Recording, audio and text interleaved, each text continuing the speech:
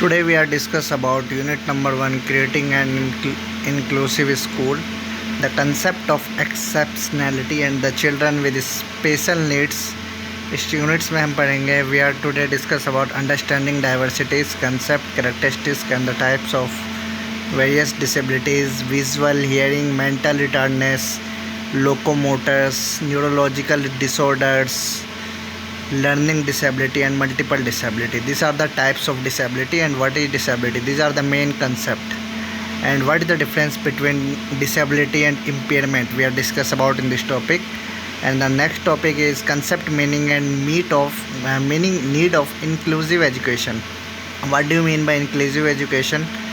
Transition from regression to inclusion, ये पढ़ेंगे हम. And principle of inclusive educations and models of inclusion.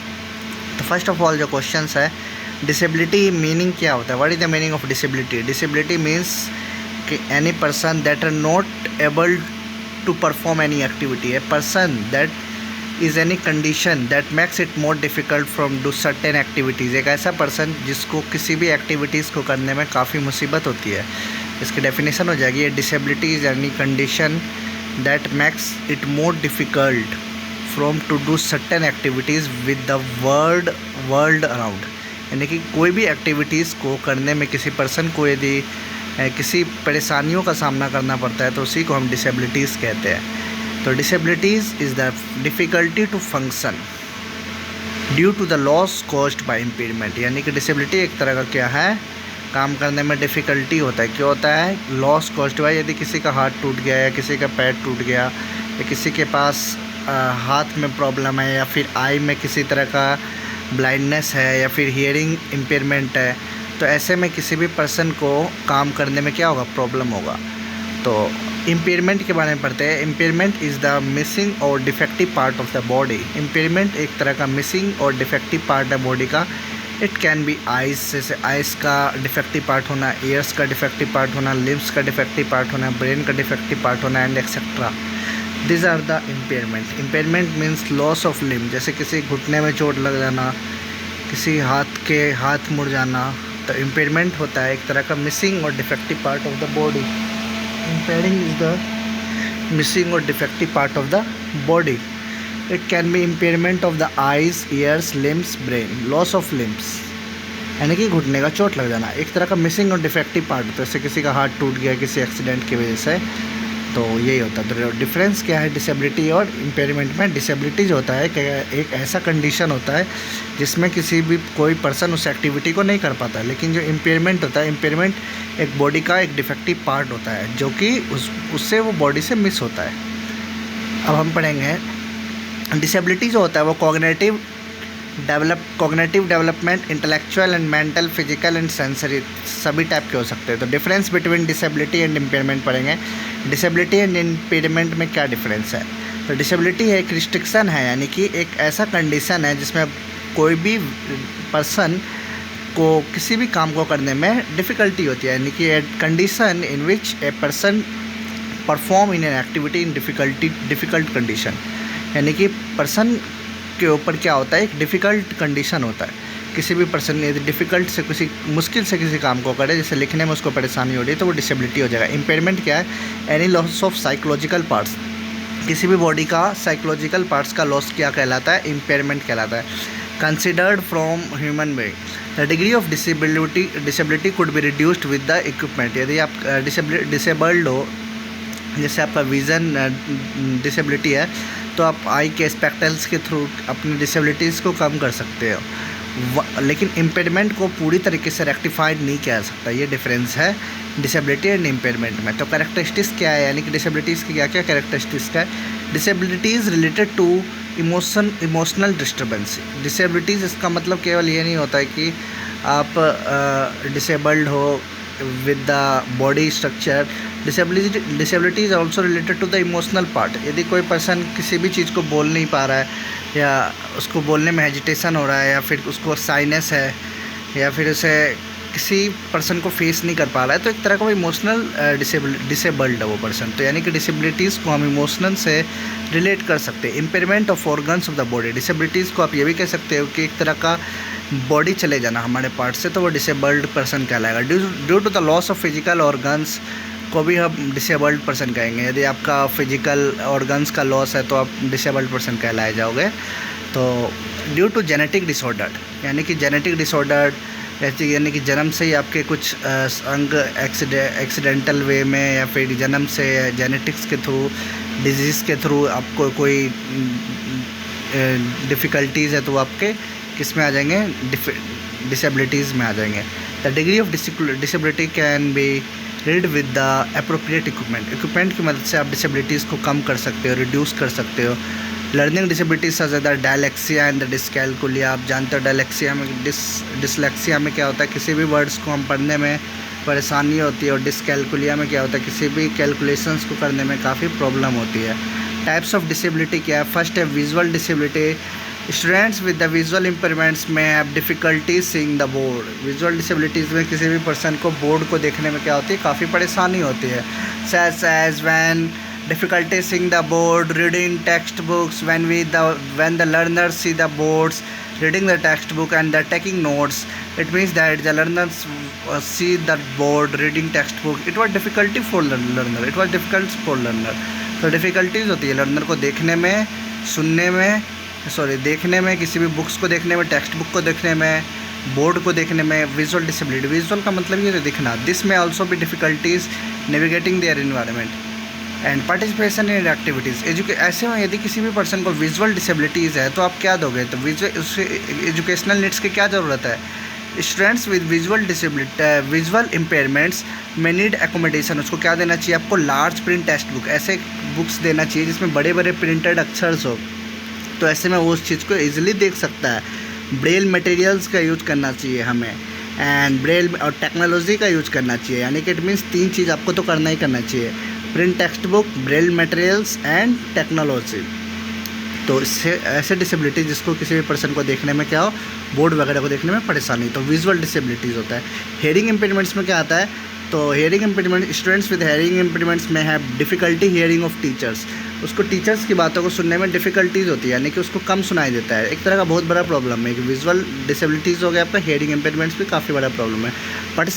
Participating in class discussion, जब भी class discussion होता है तो वो बच्चा ईजिली से पार्टिसिपेट करता भी है तो उसे सुनाई नहीं देता। In taking tests, educational needs क्या चाहिए ऐसे में? Students with the hearing impairments may need accommodation such as sign language. ऐसे में बच्चों को इशारों से हम बातों को समझा सकते हैं, साइन लैंग्वेज के थ्रू समझा सकते हैं।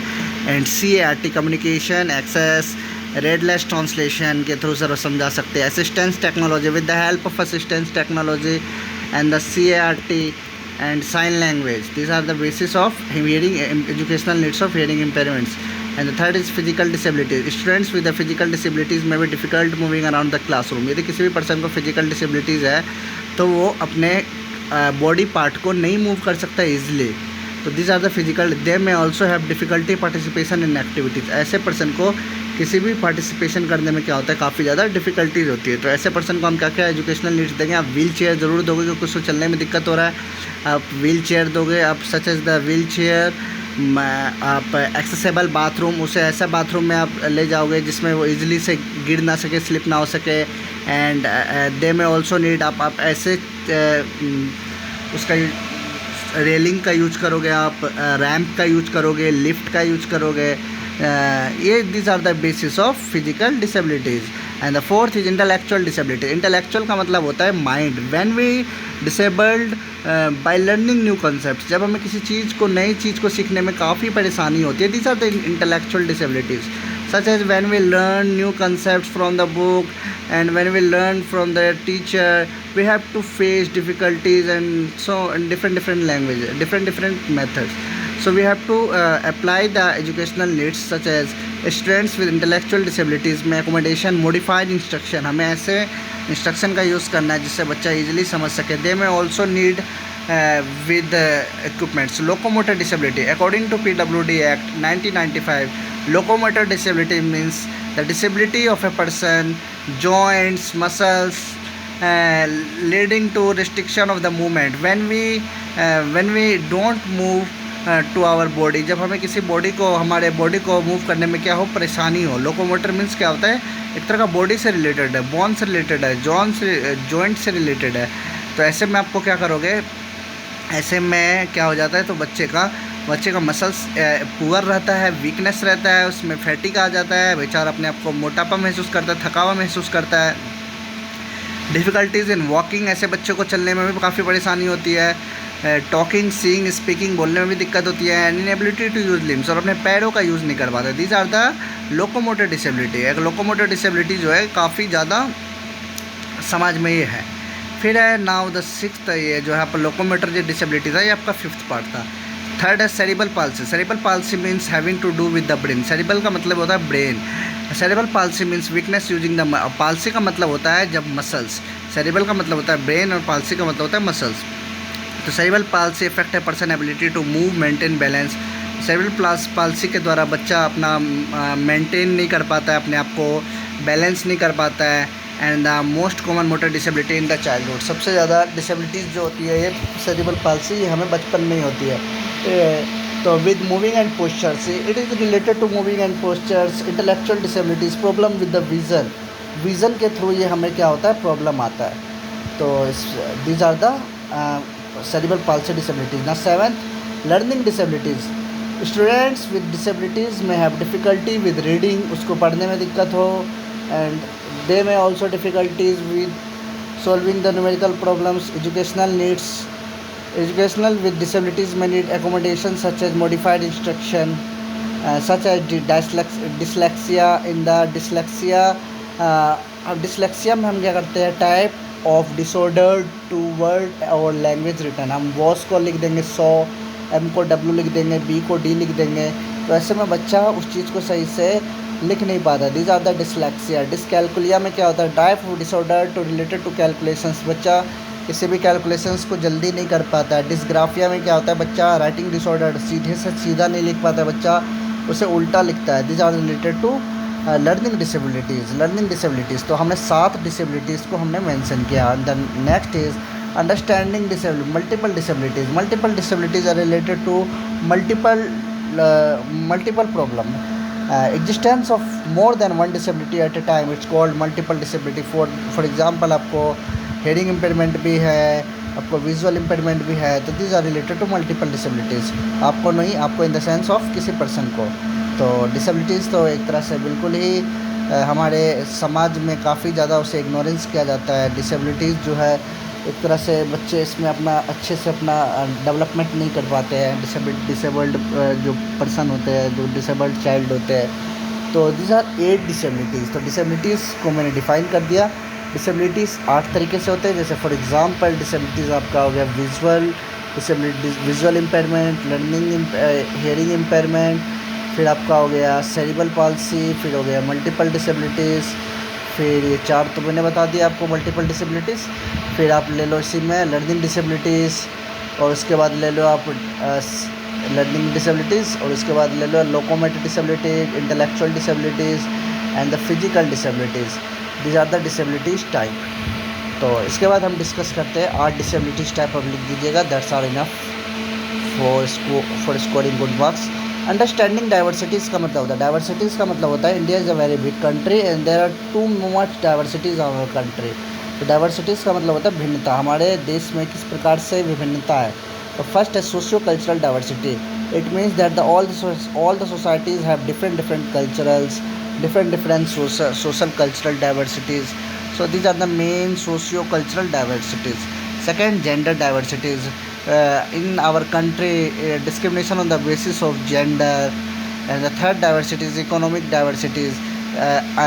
Related to money, किसी भी व्यक्ति को, पर्सन को मनी के फॉर्म में डाइवर्स किया जाता है। कोई पर्सन रिच है, कोई पर्सन पुअर है, तो उसको जाहिर सी बात है उसके साथ डाइवर्सिटी होता ही होता है। एक होता है लिंग्विस्टिक डाइवर्सिटी। इंडिया एक ऐसा कंट्री जिसमें डिफरेंट लैंग्वेजेस बोले जाते हैं, तो कई बार in the basis of language भी क्या किया जाता है, डाइवर्सिटी होता है हमारे इंडिया में। These are the 4 type of diversity.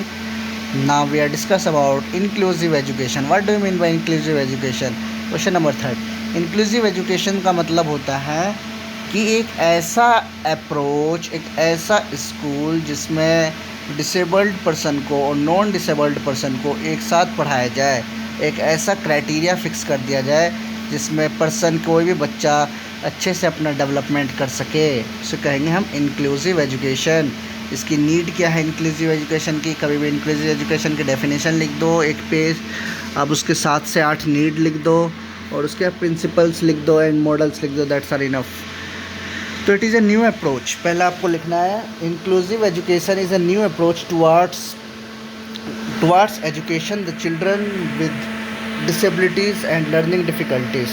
तो इंक्लूसिव एजुकेशन में एक तरह का ये नया अप्रोच है, पहले नहीं था ऐसा अप्रोच, जिसमें पहले क्या होता था डिसेबल्ड पर्सन का अलग स्कूल होता था, लेकिन ये इंक्लूसिव एजुकेशन एक बहुत ही अच्छा स्टेप है जिसमें educating the children with disabilities and learning difficulties. इसमें हम जो बच्चे डिसेबल्ड है, जो बच्चे लर्निंग डिफ़िकल्टीज़ हो रहा है, जिनको पढ़ने में किसी भी टाइप का प्रॉब्लम हो रहा है, तो उन सभी बच्चों को भी हम एक नॉर्मल स्कूल में ही हम बच्चों को पढ़ाएंगे। It means that school should accommodate all the students, किसी भी टाइप से बच्चों को भेदभाव नहीं करना है, regardless of their physical social intellectual, किसी भी तरीके से, चाहे वो फिजिकल रूप से कमज़ोर हो, चाहे वो सोशल रूप से कमज़ोर हो या इंटेलेक्चुअल रूप से कमज़ोर हो, बच्चों को किसी भी प्रकार का भेदभाव नहीं करना है। This should include disabled and gifted students. ये क्या करता है, डिसेबल्ड बच्चों को और गिफ्टेड बच्चों को इंक्लूड करता है। And street and working student, जो बच्चे गलियों में काम करते हैं, जो रोड पे काम करते हैं, उन सभी को इंक्लूड करता है। All the learners have right to education, जैसा कि आपको पता है अकॉर्डिंग टू आर्टिकल 21 में सभी पर्सन को राइट टू एजुकेशन है। तो so the aim of inclusive education is to enable each student to attain all round development. तो इसका मतलब है सभी बच्चों को ऑल राउंड डेवलपमेंट के लिए अटेंड करना। Teachers must adjust there curriculum, teachers को भी करिकुलम को एडजस्ट करना है और टीचिंग मैथोडोलॉजीज को एडजस्ट करना है, जिससे हर एक बच्चा बेनिफिटेड फील करे। अकॉर्डिंग टू डूएफ, in inclusive education means that the school should accommodate all the students regardless of their physical, social, mental, emotional और linguistic, यानी कि किसी भी टाइप से किसी भी बच्चे के साथ, चाहे वो फिजिकली रूप से, इंटेलेक्चुअल रूप से, डूएफ का कहना है इमोशनल रूप से हो, कमज़ोर हो, तो किसी भी बच्चों के साथ भेदभाव नहीं करना है। तो सबसे पहले आपको क्या करना है, इसके ऊपर एक पेज तो आपको लिखना ही पड़ेगा। पहले आप इसकी डेफिनेशन लिख दो, फिर आप बता दो कि ये क्या है, थोड़ा इसको एलिब्रेट कर दो, और फिर आप ये बता दो कि इसका एम क्या है। इसको सभी बच्चों को एजुकेट करना, टीचर नए मेथोडोलॉजीज़ को यूज़ करना, और फिर एक डेफिनेशन लिख दो।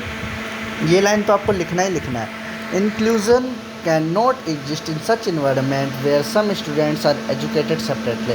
इंक्लूजन उस इन्वायरमेंट में बिल्कुल भी नहीं हो सकता जहाँ पे कुछ बच्चों को तो अलग पढ़ाया जाए, जो डिसेबल्ड है उनको अलग पढ़ाया जाए, जो नॉन डिसेबल्ड है उन्हें अलग पढ़ाया जाए, ऐसा बिल्कुल नहीं हो सकता inclusion. And inclusion is a place where everyone being accepted, सभी को साथ एक समान भाव से बात किया जाएगा, सभी को समान तरीके से पढ़ाया जाएगा। And supported and also by their peers, उनके पीयर्स जो है, उनके दोस्त जो है, वो भी उनको सपोर्ट करें। Inclusion, school is a supporting community. Inclusion में क्या होता है, स्कूल एक सपोर्टिंग कम्युनिटी होता है। तो आपने इतना लिख दिया, 1 से 1.5 पेज। अब फिर आप मीनिंग ऑफ इंक्लूसिव एजुकेशन एक बार आप दोबारा से बता सकते हो। आपको जैसा मैंने कहा, it is a new approach to attain goal of universalization. ये लाइन आप ऐड कर सकते हो। Universalization in the sense of universalization, सभी को पढ़ाना है। Elementary education providing quality of education, यानी कि सभी को एलिमेंट्री यानी कि 8th तक तो पढ़ाना ही है, जिससे कि बच्चे का बेसिक नीड मजबूत रहे। It ensure the right to disabled in order to raise their standard living. ये क्या करता है, ये हमें राइट टू डिसेबल्ड पर्सन का भी हमें ये क्या करता है, राइट देता है इंक्लूसिव एजुकेशन की मदद से। इट प्रोवाइड्स लेस रिस्ट्रिक्टिव, ये कम रिस्ट्रिक्टिव है। इंक्लूसिव एजुकेशन में रिस्ट्रिक्शन नहीं होता है और मोस्ट इफेक्टिव इन्वायरमेंट है। It is a flexible education system, ये एक फ्लेक्सिबल एजुकेशन सिस्टम है। Flexible in the sense of सभी को साथ लेके चला जाता है, इसीलिए इसको फ्लेक्सिबल कहा गया। It improves school community relationship, जैसे कि हमने ऊपर ही बात किया था। It is a school supporting in inclusion, school is a supporting community. इसी प्रकार हम यहाँ भी लिख रहे हैं, ये स्कूल कम्युनिटी रिलेशनशिप को मजबूत करता है। It involves participation of students, इसमें बच्चे पार्टिसिपेट करते हैं। It involves valuing all the students equality, इसमें बच्चे हर स्टूडेंट्स को इक्वलिटी ट्रीट किया जाता है। Inclusion education bring out hidden capacity of each individual, inclusive education में बच्चों के हिडन कैपेसिटी को निखारा जाता है। That's all about inclusive education. इसमें क्या होता है, अब हम करेंगे नीड ऑफ इंक्लूसिव एजुकेशन। तो इसमें हमने देखा कि हिडन बच्चों के हिडन टैलेंट को बच्चे इसमें पार्टिसिपेट करें, बच्चे का फ्लेक्सिबल एजुकेशन सिस्टम हो और less restrictive environment, that's all about. अब हम देखेंगे कि इंक्लूसिव एजुकेशन की हमें नीड क्यों है। पहला है, आपको एक तरह का ये ब्रिज देता है, bridge between children with and without disabilities. ये ब्रिज का मतलब होता है पुल। ये जो बच्चे डिसेबल्ड है, जो बच्चे नॉन डिसेबल्ड है, उनको भी जोड़ता है, इसीलिए यहाँ पे ब्रिज कहा गया है। दूसरा, यहाँ पे rise up the level of education, ये एजुकेशन के लेवल को बढ़ा रहा है और ये बाउंड्रीज़ को रिमूव कर रहा है। पहला में लिखोगे आप bridge between children and without disabled. Second में लिखोगे आप rise up the level of education को, लेवल को राइज कर रहा है। थर्ड में लिखोगे जितने भी बाउंड्रीज़ हो, सभी बाउंड्रीज़ को हटा रहा है। इक्वलिटी ऑफ एजुकेशन को ये प्रमोट कर रहा है। फिफ्थ में लिखोगे आप पॉवर्टी को रिमूव कर रहा है, मार्जिनलाइजेशन को रिमूव कर रहा है। सिक्स्थ में लिखोगे आप क्वालिटी ऑफ एजुकेशन को इन्हेंस कर रहा है। सेवन्थ में लिखोगे आप हेल्दी एंड सपोर्टिव एनवायरनमेंट हमें दे रहा है। और एट्थ में लिखोगे आप एक तरह का सोशल बैलेंस बना के चल रहा है।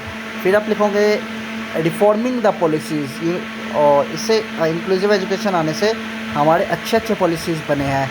और टेंथ में लिखोगे reducing the segregation of children, यानी कि आपको 10 कैरेक्टरिस्टिक्स तो लिखना ही है यदि इंक्लूसिव एजुकेशन पे क्वेश्चंस है। तो मैं एक बार आपको रिपीट कराता हूँ। Bridge between the children with and without disabilities, rise up the level of education, equality of education, you remove the marginalisation, remove the segregation, healthy and supportive environment for social balance, equality of education। तो that's all about. आप लिख देना, आप 10 point तो आप लिख ही सकते हो।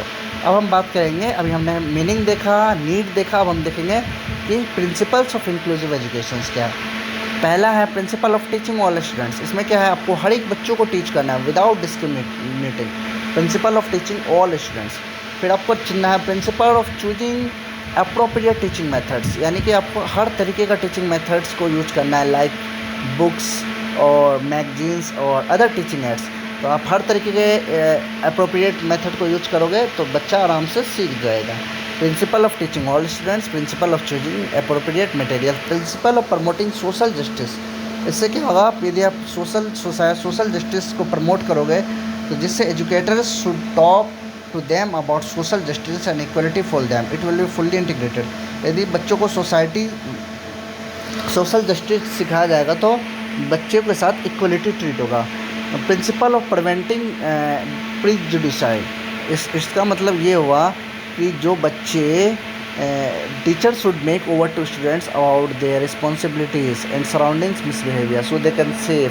टीचर को बताना चाहिए कि उसकी क्या रिस्पॉन्सिबिलिटीज़ है, उसे सराउंडिंग्स में कैसे रहना है, जिससे कि वो सेफ फील कर पाए। Principle of adopting integration lesson, integrating lessons को एडॉप्ट करना है। Inclusive education teacher should accommodate all the important topics, यानी कि एडॉप्टिंग इंटीग्रेटेड लेसन्स को एडॉप्ट करना है, जिसमें जो आपका करिकुलम है फ्लेक्सिबल करिकुलम होगा। Teacher should pre plan curriculum, पहले से प्लान करके आएगा। Principle of normalization, school should needs of differently abled students that can feel same age. Differently abled के साथ ऐसा भेदभाव बिल्कुल नहीं होना चाहिए जिससे कि वो अपने आप को समाज में अलग महसूस करे। तो characteristics of education, inclusive education में आप वही 10 चीज़ आप लिख सकते हो जो चीज़ मैंने आपको पढ़ाया। एक तरह का चाइल्ड सेंटर्ड अप्रोच, आप ये भी चीज़ ऐड कर देना इसमें। और मैंने आपको पढ़ाया रिलेवेंट करिकुलम होना चाहिए, प्रॉब्लम को सेग्रेगेशन से सॉल्व करना चाहिए, schools need accommodate all the childrens, accommodate करना चाहिए, मिनिमम बैरियर्स होना चाहिए। It is based on the education based on the diversity, education based on the best for all, that's all about create. फिर हमने देखा principle of, ये देख लिया हमने प्रिंसिपल ऑफ नॉर्मलाइजेशन। फिर हम देख रहे हैं principle of exploring materials, teachers should create an environment among the students to be confidence, students should know about good qualities. Teacher को ऐसा इन्वायरमेंट क्रिएट करना चाहिए जिसमें बच्चे गुड क्वालिटीज़ सीखें। Principle of partial participation, if students can not participate in fully activity, यदि कोई बच्चा फुल्ली एक्टिविटीज़ में पार्टिसिपेट नहीं करता है तो प्रिंसिपल को इनकरेज करना चाहिए कि वो पार्टिसिपेट करे। तो and principle of individual attention, आप ये भी लिख सकते हो।